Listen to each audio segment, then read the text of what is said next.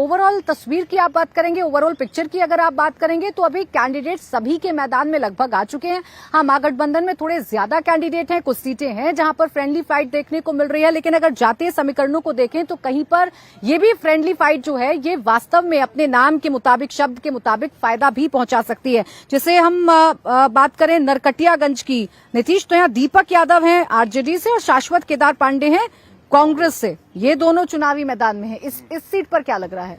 देखिए, यहाँ भी जो जातिगत समीकरण के लिहाज से देखें तो आरजेडी के यादव उम्मीदवार हैं और उनके सामने 2 ब्राह्मण उम्मीदवार हैं। एनडीए ने रश्मि वर्मा का टिकट काट दिया, उन पर कई तरह के आरोप थे, पार्टी विरोधी गतिविधियों में शामिल रही थी और उनकी जगह संजय पांडे को दिया। तो ऐसे तो आपको दिखता ब्राह्मण बनाम यादव की लड़ाई। लेकिन जो ये तीसरा एंगल है वो एक पूर्व मुख्यमंत्री है केदारनाथ पांडे, उनका बेटा शाश्वत पांडे, वो उनका पोता माफ कीजिएगा, वो इस बार चुनाव मैदान में कांग्रेस की तरफ से है।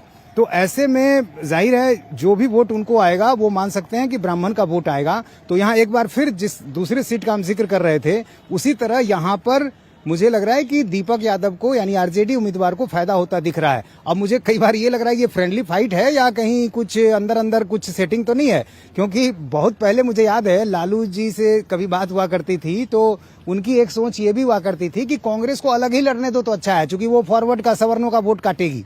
तो यदि कांग्रेस का कहीं भी कोई तीसरा उम्मीदवार यदि वो सवर्ण जाति का है तो ये आप मानकर चलें कि वो जो भी वोट लाएगा तो वो सवर्ण का वोट लाएगा। तो इस लिहाज से आप देखें तो नरकटियागंज में भी मुझे दिख रहा है कि यहाँ इस फ्रेंडली फाइट का फायदा ही मिलने जा रहा है आरजेडी। कहना अभी बड़ा मुश्किल है कि ये स्ट्रैटेजी है या ये महागठबंधन में महाफूट है, क्योंकि एक तरफ नेताओं के बयान भी हैं तो दूसरी तरफ जैसा नीतीश बता रहे हैं कि जातिगत समीकरण ये बता रहा है कि कई जगह पर ये कैंडिडेट्स आरजेडी को फायदा भी पहुंचा सकते हैं। बहुत शुक्रिया रवि जी, फैजान जी, संजय जी, प्रवीण जी और नीतीश आपका हमारे साथ जुड़ने के लिए और ये तमाम जानकारी हमसे साझा करने के लिए, चर्चा करने के लिए। फिलहाल वक्त एक छोटे से ब्रेक का है, आप देखते रहिए इंडिया टीवी।